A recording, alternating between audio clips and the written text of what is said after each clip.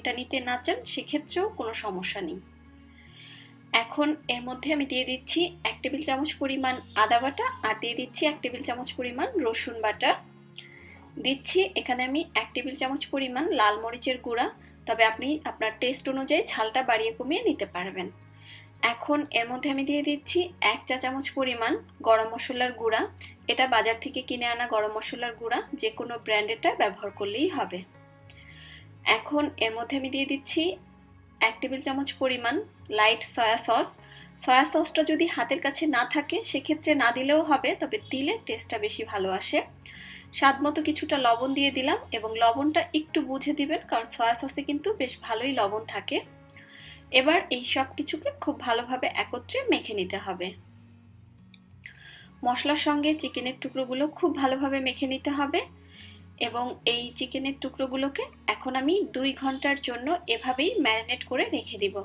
আপনার হাতে যদি সময় বেশি না থাকে সেক্ষেত্রে চেষ্টা করবেন 1 ঘন্টার মতো ম্যারিনেট করে নেওয়ার জন্য। আসলে চিকেনটা যত সময় ধরে ম্যারিনেট হবে এর ভিতরে ততটা ভালোভাবে মশলাগুলো ঢুকতে পারবে। এখন চিকেনটা একটা সাইডে ম্যারিনেট হওয়ার জন্য রেখে দিচ্ছি। এখানে একটা পাত্রের মধ্যে আমি মেজারমেন্ট কাপের 2 কাপ পরিমাণ ময়দা নিয়ে নিচ্ছি। এখন এই ময়দার মধ্যে দিয়ে দিচ্ছি 4 টেবিল চামচ পরিমাণ কর্নফ্লাওয়ার, তবে কর্নফ্লাওয়ারটা যদি হাতের কাছে না থাকে সেক্ষেত্রে স্কিপ করলেও হবে।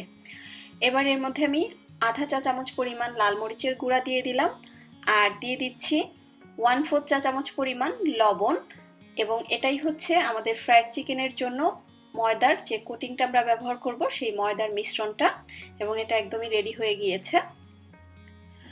আর এরই মাঝে আমার চিকেনটাও কিন্তু খুব সুন্দরভাবে ম্যারিনেট হয়ে গিয়েছে। এবার সবকিছু হাত দিয়ে আবারও একবার একটু মিশিয়ে নিচ্ছি, এবং এখান থেকে আমি 1 টুকরো চিকেন নিয়ে নিচ্ছি। ময়দাটা যে রেডি করে রেখেছিলাম তার মধ্যে চিকেনের টুকরোটা দিয়ে ভালোভাবে ময়দার মধ্যে চিকেনের টুকরোটাকে গড়িয়ে নিতে হবে। চিকেনের টুকরোটা ময়দার মধ্যে ভালোভাবে কোট করে নেওয়ার পরে এক্সট্রা ময়দাটা ঝেড়ে ফেলে দিতে হবে। এখানে একটা পাত্রে আমি বেশ কিছুটা নরমাল তাপমাত্রার পানি নিয়ে নিয়েছি। এবার এই পানির মধ্যে চিকেনের টুকরোটা আমি 20 থেকে 30 সেকেন্ডের মতো জাস্ট ডুবিয়ে রাখবো। 20-30 সেকেন্ড পরে চিকেনের টুকরোটা পানি থেকে আমি তুলে নিচ্ছি, এবং ময়দার মিশ্রণের মধ্যে আবারও চিকেনের টুকরোটাকে ভালোভাবে হাত দিয়ে চেপে চেপে নিতে হবে, এবং উপর দিয়ে কিছুটা ময়দা ছড়িয়ে চাপটা ময়দার উপরে দিতে হবে। আমি কিভাবে কাজটা করছি আশা করছি আপনারা দেখে বুঝতে পারছেন।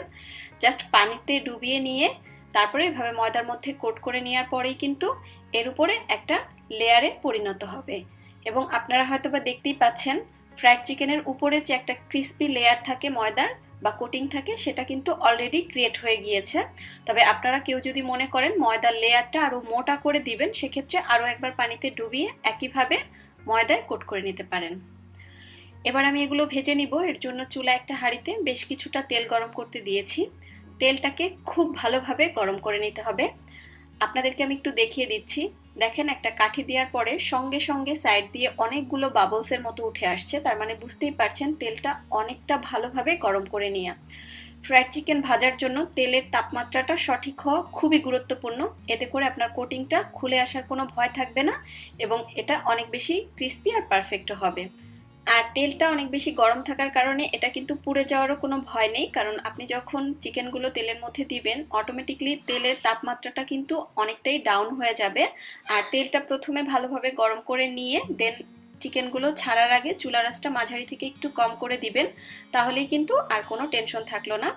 আর দেখতেই পাচ্ছেন যে তেলটা অনেক বেশি গরম হওয়ার কারণে উপরে একটা বুদবুদের মতো সৃষ্টি হয়েছে, এবং এর কারণে কিন্তু এই উপরের যে কোটিংটা সেটাও অনেকটা সুন্দর মতো খুলে আসবে, এটা একটা আরেকটার সঙ্গে লেগে থাকবে না।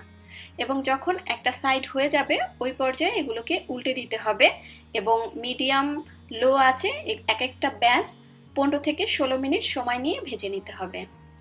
যেহেতু এগুলো ব্রয়লার চিকেন 15-16 মিনিট যথেষ্ট এরকম এক একটা টুকরো ভেজে নেওয়ার জন্য। তো আমার এগুলো ভাজা হয়ে গিয়েছে, আমি এখন তেল থেকে তুলে নিচ্ছি।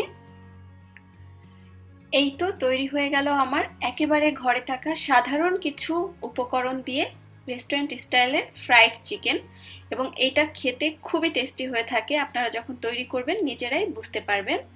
এবং আমি এখন আপনাদেরকে একটু ভেঙে দেখাচ্ছি যে আসলে ভিতরটা কেমন হয়েছে। উপরটা তো দেখেই বুঝতে পারছেন যে এটা কতটা সুন্দর হয়েছে, এবং ভিতরটাও দেখেন খুব সুন্দর মতো সিদ্ধ হয়ে গিয়েছে।